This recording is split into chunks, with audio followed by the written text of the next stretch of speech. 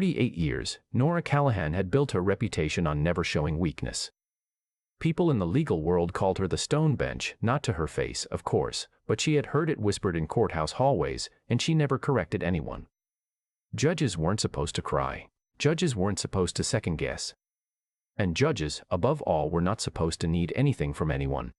She had earned that reputation the hard way.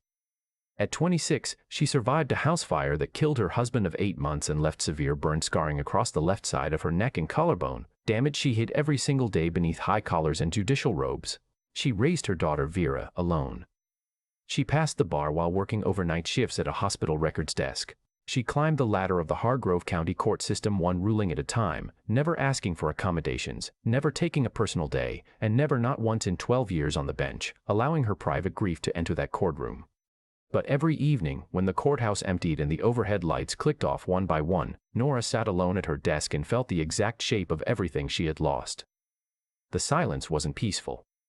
It was heavy, the kind that settles in rooms where too many difficult things have been decided.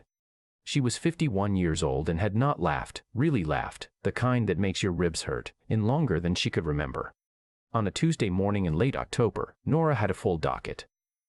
3 sentencing hearings, a custody dispute that had been dragging for 7 months, and a juvenile case that had kept her awake the night before because the boy reminded her of nobody she could name but somehow felt familiar anyway. She arrived at the courthouse at 6:45, the way she always did, parked in her reserved spot, and carried her own briefcase without waiting for anyone to offer.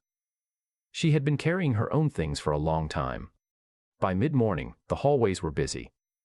A janitor named Curtis Webb was mopping the corridor outside courtroom B when Nora walked past. She had seen him before. He worked the early shift, quiet, methodical, always wore the same faded green cap tilted slightly to the left. She had never spoken a word to him.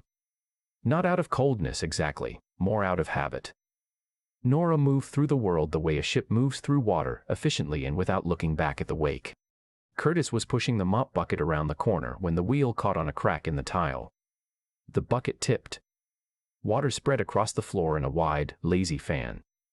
And a folded piece of paper slipped from the front pocket of his uniform and landed directly in Nora's path. She stopped. She looked down. It was a child's drawing, crayon on notebook paper folded and refolded so many times the creases had gone soft as cloth. A stick figure in a yellow dress standing in front of something that might have been a house, or maybe a castle, hard to tell, with the words, "Daddy come home soon, I love you," written in uneven letters across the top. The way children write when they're still figuring out that letters need to stay in line. Nora picked it up. Something happened in her chest that she didn't have a name for.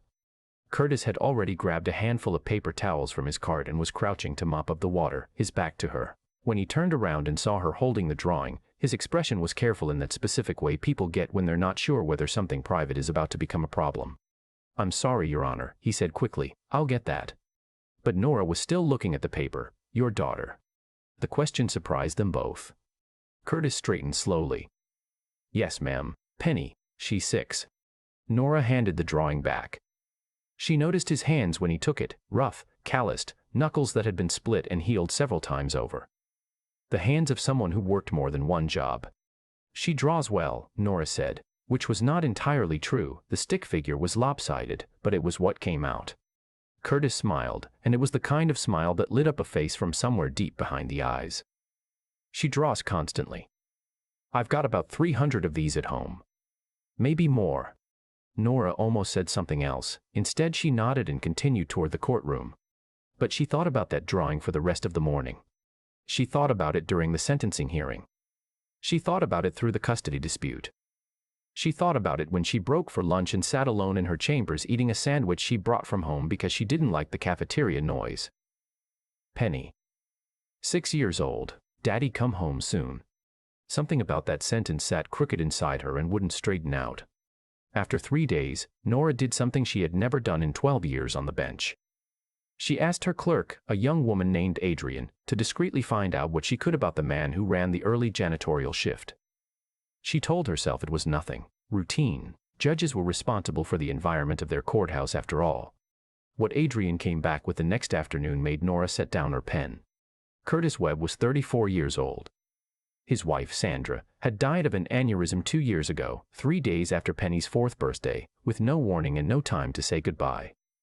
Since then, Curtis had been raising Penny entirely alone. He worked the courthouse janitorial shift from 5 in the morning until 2 in the afternoon, then drove 40 minutes to a warehouse job he worked until 10 at night.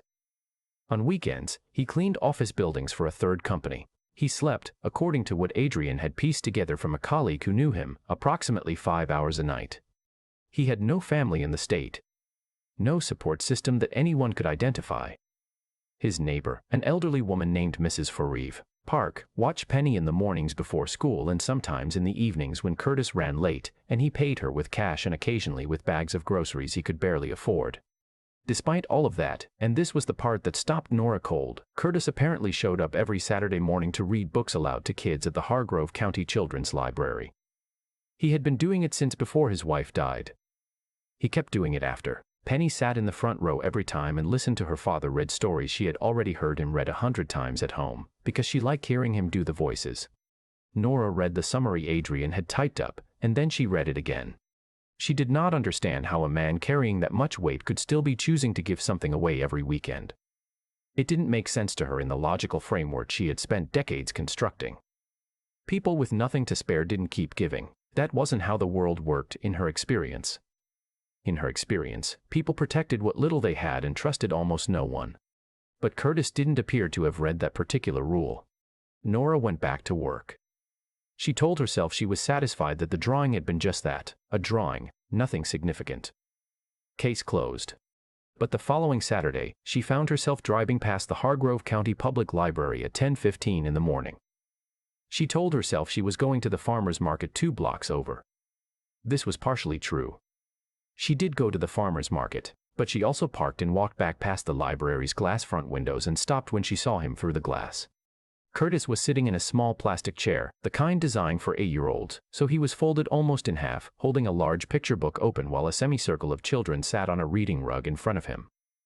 He was making voices. A rumbling low voice for a bear, a squeaky voice for a mouse, something that sounded like a pirate for no apparent reason.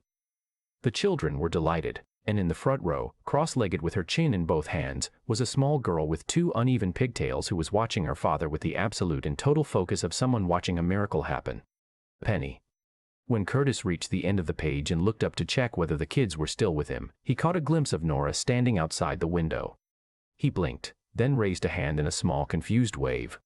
Nora, for the first time in many years, did not know what to do with her face. She had been caught. She walked inside. "Your Honor," Curtis said, standing up so fast he nearly knocked the plastic chair over. The kids craned their necks to see what was happening. "Please," Nora said, with a firmness that was mostly embarrassment. "Finish the story." She sat in one of the adult chairs near the back while Curtis, visibly unsettled, returned to his small chair and picked up where he had left off, though the bear's voice was slightly less committed than before. When the reading was done and the children scattered toward their parents, Penny walked directly to the adult chairs in the back, because she had seen the unfamiliar woman watching, and at 6 years old Penny apparently operated on curiosity as a primary life principle. "Do you like stories?" Penny asked. She had a smear of something purple on her left cheek, marker, maybe, or juice. She was looking up at Nora with an evaluating expression. "I used to," Nora said. "How come you stopped?" No one had asked Nora Callahan the question in approximately 25 years. "I got busy," she said. Penny considered this with visible skepticism. "My dad says busy is what people say when they forgot what they love." Curtis arrived mortified. "Penny." "It's all right," Nora said quickly. She looked at the girl. "Your father sounds like a smart man."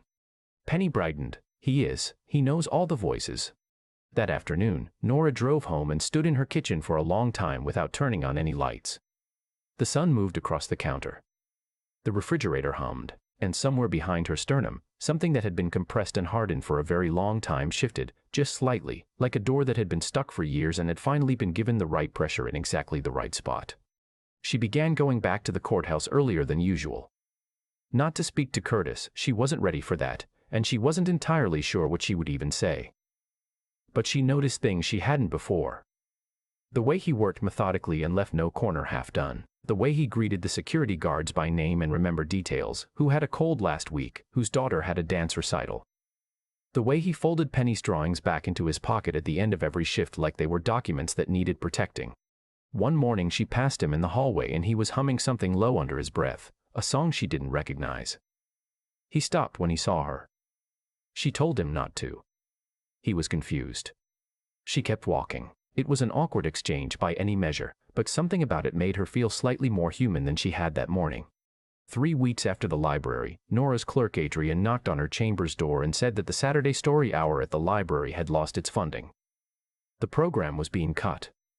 230 kids from the county's lower-income neighborhoods attended it each weekend. Curtis had organized a petition, but the library board had already voted. Nora sat with this information for approximately 40 seconds. Then she picked up the phone. She was careful about how she did it. She was a sitting judge. She had ethical constraints she respected. She didn't make calls that implied pressure, but she did call 3 people, quietly, as a private citizen, not from her courthouse line, who had the ability to redirect discretionary community development funds, and she told them, plainly and without drama, that a reading program serving 230 children was about to disappear for lack of $22,000, and that the man who ran it did so on his own time after working 80 hours a week to keep his 6-year-old daughter fed. She did not tell Curtis any of this. 2 weeks later, the library board reversed their decision. A private donor had stepped in. The Story Hour would continue through at least the following year. Curtis found out about it on a Thursday morning. Nora was at her desk when she heard, not yelling, exactly, but a kind of stunned, joyful noise from the hallway, the sound of someone who had just gotten news they had stopped believing they would ever get. She heard the security guards laughing. She heard Adrian say something congratulatory from the reception desk. She didn't go out. She went back to her briefs. But she was smiling, quietly, alone, in her office with the door closed. It wasn't the big laugh that made her ribs hurt, not yet. But it was something. The following Saturday, Curtis brought Penny to the library and read 3 books back to back because he said they were celebrating. He had no idea Nora had been involved. She stood outside the window again, but this time she didn't pretend she was going somewhere else. She just stood there and watched the room full of children lose themselves in the voices. After the reading, Penny came to the window and waved at her. Nora waved back. Over the following months, something shifted between formality and something she didn't have a word for. Curtis stopped being just a name she had asked her clerk to look into. He became someone she found herself thinking of as a full human being, not a case, not a subject, not a statistic, just a man doing something extraordinary in plain sight while nobody around him thought to look. She started, carefully, to talk with him. Brief conversations at first, then longer ones. He asked about her cases the way someone asks about the kind of work that cost you something, not the kind that impresses people at dinner parties. He never treated her like the stone bench. He just talked to her the way one tired person talks to another tired person who is also, somehow, still standing. She told him about the fire. She had not said those words out loud to anyone in 9 years. He didn't fill the silence after with condolences. He just said, quietly, "That's a long time to carry something alone." Nora didn't answer, but she didn't deflect either. She let the words sit where he had placed them, and she felt, strangely, like something in her ribcage had been given a little more room. She started to laugh again, not often, but more than before. A sharp remark from Adrian might get a real reaction instead of a pressed lips nod. A story Penny told about a very dramatic incident involving a classroom hamster made her laugh until her eyes watered while Curtis stood beside her looking pleased with himself for reasons that had nothing to do with him. Adrian said, to a colleague, not knowing Nora could hear from the next room, that the judge seemed different lately. Lighter. Like someone who had remembered something they had forgotten. The following spring, Nora announced that she would be spearheading a county-wide initiative to expand reading and after-school programs in underserved areas of Hargrove County, funded through a combination of private and public grants she had spent 4 months organizing behind the scenes. She appointed an advisory board. She named Curtis Webb as its community director. The announcement raised exactly the eyebrows she expected. Curtis had no formal credentials in education administration. Several people said so directly. One county commissioner sent a 3-paragraph email suggesting a more qualified candidate. Nora's response was 4 sentences. The last one was, "The best people to lead these programs are the ones who never stopped believing they mattered, and this man has never stopped, not once for a single day." She sent it and went back to work. When Curtis found out, he came to her chamber's door with Penny, who was now 7 and had recently become very interested in how courts worked. He stood in the doorway looking like someone trying to find words that were the right size for what he was feeling and coming up short. "You didn't have to," he said. Nora looked up from her desk. "I know. I don't have a lot of experience with." "I know," she said again. "You have something better." Penny, who had been examining the bookshelves with an intensity that suggested a future in either librarianship or heist planning, turned around and informed Nora that she had read 4 of the books on the bottom shelf herself, which she felt was worth mentioning. Nora told her it was absolutely worth mentioning. The program launched in September, 32 sites across the county. 411 children enrolled in the first month alone. Curtis turned out to be extraordinary at it, not because anyone was surprised anymore, but because people who had known what he was capable of all along were finally watching. He ran the sites the way he ran Story Hour at the library, with attention, with patience, and with the understanding that showing up for something every single time is, in the end, the whole of it. Nora attended the opening of the first site on a Friday afternoon. She stood in the back of a converted community room in the Millfield neighborhood, watching children sit at folding tables with books, some of them holding a book for the first time in a way that wasn't for school. Penny was in the corner showing a younger boy how to fold a piece of paper into a boat, very seriously, as if this were important work, which, Nora had come to understand, it probably was. She did not make a speech. She was there as a private citizen. She stood in the back and watched and thought about a Tuesday morning in October, a mop bucket tipping on a cracked tile, a child's drawing landing in her path, and everything that followed from something so small it should have meant nothing. She thought about how many times she had walked through that courthouse hallway without seeing the man pushing the mop. How many corridors like that she had moved through in her life, efficient and purposeful and entirely unaware of what was happening 3 feet away. She was not the same person she had been that October morning. She knew that. The scarring on her neck still caught the light in certain rooms, still made people glance and look away. Some things didn't change, but something inside her had become less defended, less sealed, less like a building that had forgotten it was built for people to live in. She drove home in the early evening with the windows down. The air smelled like the first cool front of fall, and somewhere on the radio a song came on that she hadn't heard in 20 years and she let it play instead of changing the station. There are people who enter your life by appointment. Who announce themselves, who arrive with credentials, who make sense the moment you meet them. And then there are the others, the ones who show up on a Tuesday, soaked in the hard work of a life nobody else is paying attention to, and drop something small at your feet, and change everything without meaning to. Curtis Webb was not trying to save anyone when his mop bucket tipped in the hallway of the Hargrove County Courthouse. He was just going to work, the way he did every morning, carrying what he carried, quietly and without asking for anything in return. But what he carried turned out to be exactly what someone else, standing very still in a too quiet courthouse, had needed to see. I keep thinking about that folded piece of paper, crayon on notebook paper, creased so many times it had gone soft. A little girl's handwriting, "Daddy come home soon, I love you." That's what started all of it, not a grand gesture. Not a speech, just a drawing that fell out of a working man's pocket onto a courthouse floor.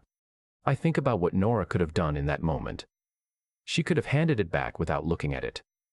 She probably had 100 reasons to keep moving, a full docket, a reputation to maintain, 12 years of careful emotional distance to protect. Most of us would have kept walking. I know I would have on most days. We get so good at moving efficiently through spaces and never really seeing what's in them. But something made her stop, and I think that something wasn't luck. I think it was the slow accumulation of consequence, of what happens when a person spends too long sealed inside their own competence. At some point the pressure of that gets so great that even a folded drawing can crack it open. What Curtis did, without knowing he was doing anything, was live his life in a way that was impossible to ignore once you actually looked. 3 jobs, 5 hours of sleep. A neighbor he paid in groceries. And still, showing up on Saturday mornings to read stories in funny voices to other people's children. That's not something you perform, that's character. The kind that doesn't switch off when nobody's watching, because there's no switch. It just is who you are. I think about the kind of integrity that takes. Not the dramatic kind you announce, but the daily kind, the kind that shows up when you're exhausted and it would be so much easier not to. Curtis had it so completely that it radiated off him in a way a woman like Nora, trained to read people for a living, couldn't miss once she finally allowed herself to see it. And Penny. 6 years old, with crayon on her cheek, asking a federal judge why she stopped liking stories. Children ask the questions adults have agreed not to ask each other. Busy is what people say when they forgot what they love. I've been thinking about that for a while.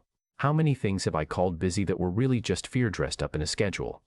What I take from Nora and Curtis is this: the way you treat the invisible parts of your life, the work nobody praises, the showing up nobody notices, the small choices made when there's no audience, that's what actually determines who you become. Nora became the stone bench because she was trying to survive. Curtis became who he was because he refused to let survival be the ceiling. Both of them were dealing with loss. Only one of them had kept their heart open while doing it, and eventually, that openness reached across a hallway and changed the other person's life. I don't think the universe keeps a ledger, but I do think the choices we make compound. Kindness shown in the margins, a child read to, a neighbor paid in groceries, a drawing kept in a pocket like it's precious because it is. Those things accumulate into something real, something other people can feel even when they're not expecting to. Even when they've spent 12 years making sure they couldn't be reached. Nora got reached anyway. Because Curtis never stopped being reachable himself.